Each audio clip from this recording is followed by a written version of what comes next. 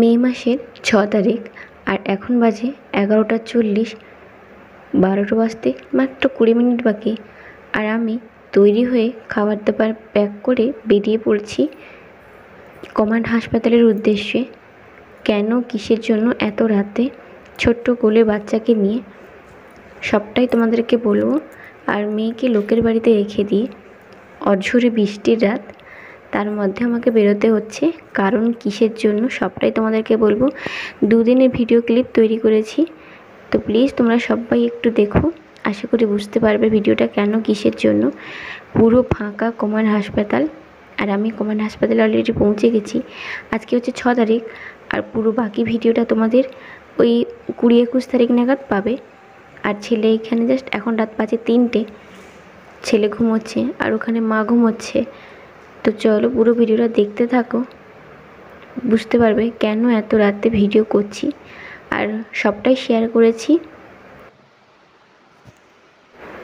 ফাঁকা কমান্ড হাসপাতালের মধ্যে। এই মুহূর্তে একা বসে আছি আর অসম্ভব ঘুম পাচ্ছে, কিন্তু ঘুমোতে পারছি না, কারণ ছেলে একা বাসে শুয়ে আছে আর যে কোনো সময় ফোন আসতে পারে। তো তাই জাস্ট জেগে বসে থাকা। কেন, কিসের জন্য সবটাই বলেছি ভিডিওতে, তোমরা পুরো ভিডিওটা দেখতে থাকো, আশা করি বুঝতে পারবে।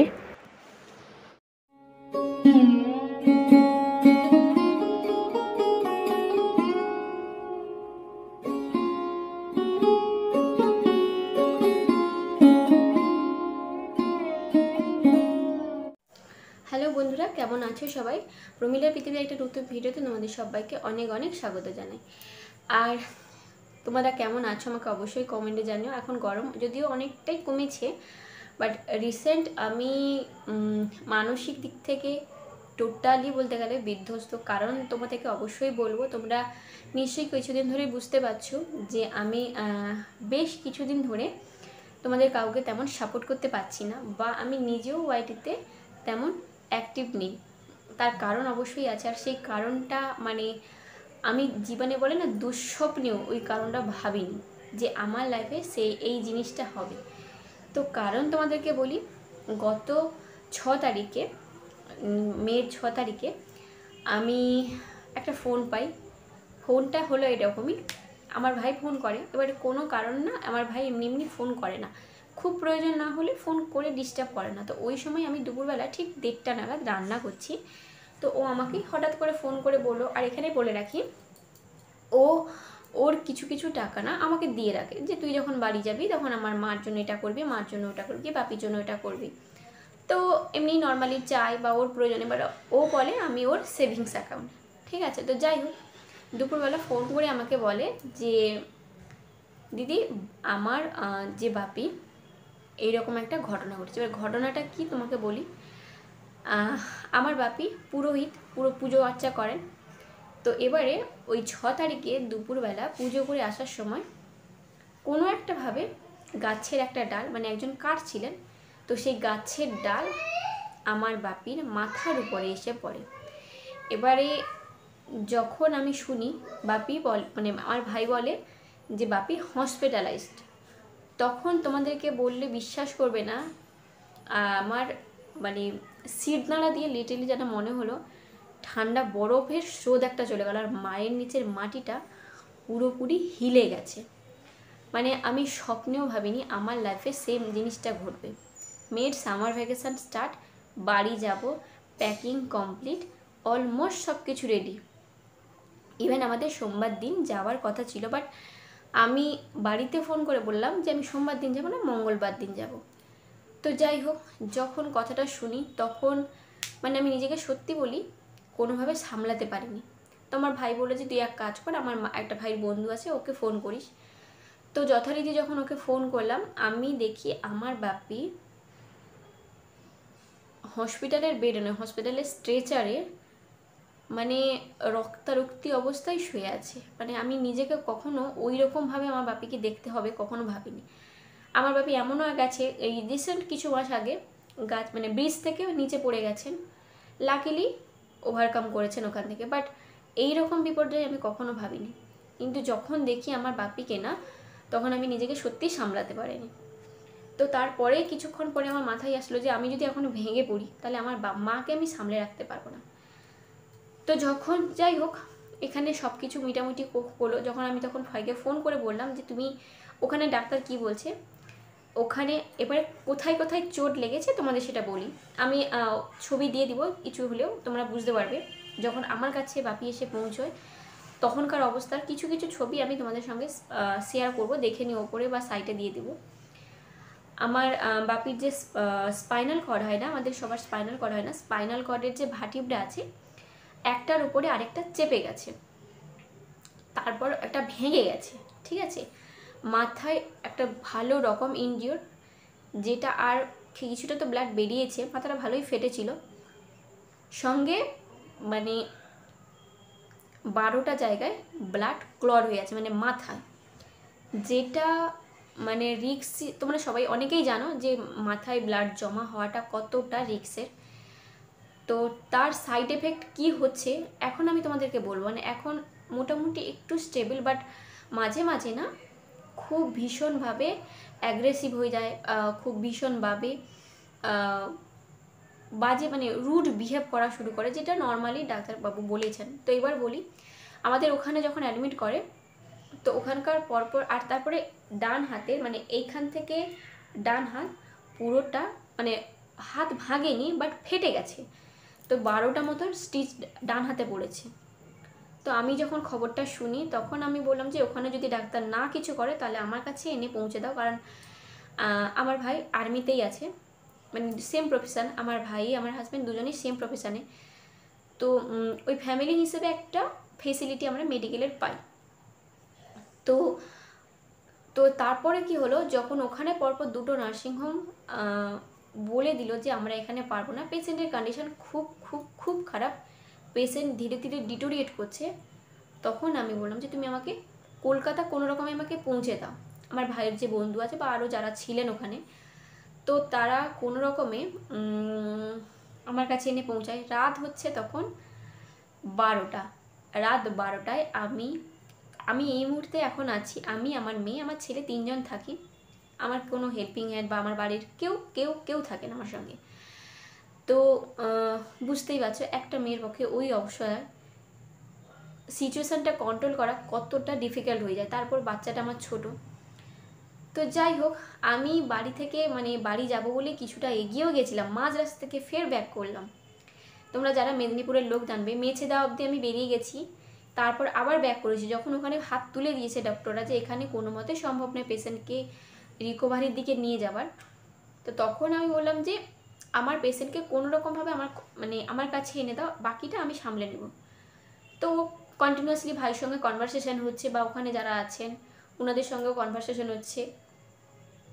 তো পেশেন্টকে নিয়ে যখন ওরা এখানে পৌঁছলো তার মধ্যিখানে 3বার মানে যখন বাপিকে হসপিটালাইজ করতে নিয়ে যায় তখন অলরেডি 2বার ব্লাড নাক দিয়ে মুখ দিয়ে রক্ত বমি হয়েছে। ইভেন আমার কাছে যখন নিয়ে এসে পৌঁছায় রাস্তাতেও একবার হয়েছে, আবার হসপিটালে পৌঁছেও হয়েছে।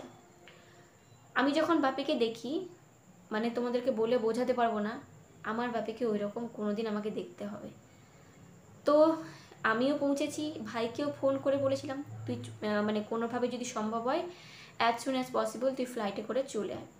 তো ভাইও কোনোভাবে পৌঁছেছে। এবার ওই দিনকে যারা কলকাতায় আছো তারা নিশ্চয়ই বুঝতে পারবে কী হারে বৃষ্টি হয়েছে, সঙ্গে শিলাবৃষ্টি, কোনো কোনো জায়গায় শিলাবৃষ্টি হয়েছে, কোনো কোনো জায়গায় প্রচণ্ডভাবে বৃষ্টি হয়েছে। যেমন আমি যেখানে থাকি বেহালাতে অসম্ভব বৃষ্টি, অসম্ভব মুষলধারে বৃষ্টি। তো রাত 12টা নাগাদ আমার বাপি আমার কাছে এসে পৌঁছয়, মানে আমাদের কমান্ড হাসপাতালে সঙ্গে সঙ্গে।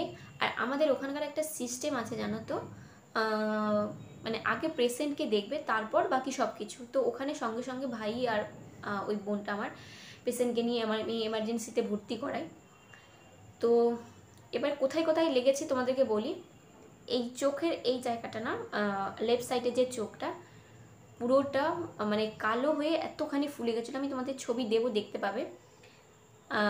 কানের এই গোড়াতে তো লেগেছে, হাতে তো লেগেছে তোমাদেরকে বললাম, মাথায় রক্ত জমা হয়েছে, মাথায় কিছুটা রক্ত বেরিয়ে গেছে, প্লাস স্পাইনাল কর্ডটা পুরোপুরি ইনজিওর। তো এবারে সঙ্গে সঙ্গে তো আইসিইউতে অ্যাডমিট করতেই অবভিয়াসলি হয়েছিল, কারণ ডাক্তার দেখেও বলেছিল যে পেশেন্টের কন্ডিশন খুবই খারাপ, মানে এমনও বলেছিল যে যে কোনো মুহূর্তে বুঝে নাও কিছু না যে কিছু হয়ে যেতে পারে। তো আর আমার মা টোটালি বিধ্বস্ত। আমার মা সত্যি বলতে কি, আমার মা এমনিতে না খুব সফট টাইপের মানুষ, মানে ইমোশনালি খুবই উইক। আর আমার ছেলেকে নিয়ে আমি তখন বেরিয়ে গেছি রাত 12টার সময়। লাকিলি আমি যে ফ্ল্যাটে থাকি ওই ফ্ল্যাটে একজন দাদা আছেন, তো উনি কাউকে ভরসা না করতে পেরে আমাকে বললেন, বৌদি আপনি চলেন, আমি আপনাকে ছেড়ে দিয়ে আসছি। তো উনি আমাকে লাকিলি নিয়ে ছেড়ে দিয়ে এসেছিলেন। তো যাই হোক, কোনো রকমে 2 দিন আইসিইউতে থাকার পর ধীরে ধীরে আরও কারকার সঙ্গে সঙ্গে আমাদের যে অফিসাররা আছেন, মানে মেডিকেল অফিসাররা আছেন, ওনারা এসে মানে বেশ টিম ওদের দেখে আইসিইউতে রেফার করেন, প্লাস সঙ্গে সঙ্গে ওনাদের যা প্রসিডিওর আছে ওনারা চালু করেন। তো মোটামুটি এখন আমার বাপি একটু ভালো। তবে একটা রিকোয়েস্ট মানে বলেছে ডাক্তার যে ওটি করছি না, ওটি করলে না পেশেন্টের সারভাইভ করার চান্সটা খুব কম। তো একটা গলার ক্যাপ দিয়েছে, ওই ক্যাপটা পরিয়ে রাখতে হবে।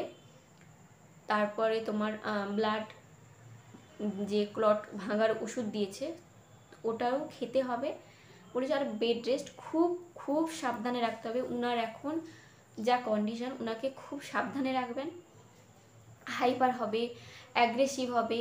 আর এখন কি বলতো, কোনোভাবে মেডিসিন খেতে চাইছে না, কোনো খাবার খাবো না, মাঝে মাঝে তো মানে খুব খারাপভাবে রিয়্যাক্ট করছে।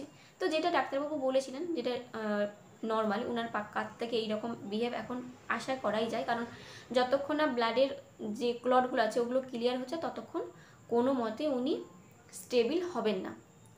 এই ভালো এই খারাপ, যখন মাঝে মাঝে কথা বলছেন টোটাল নর্মাল। তো হাসপাতালে মোটামুটি 10 থেকে 12 দিন বাপিকে রাখতে হয়েছে।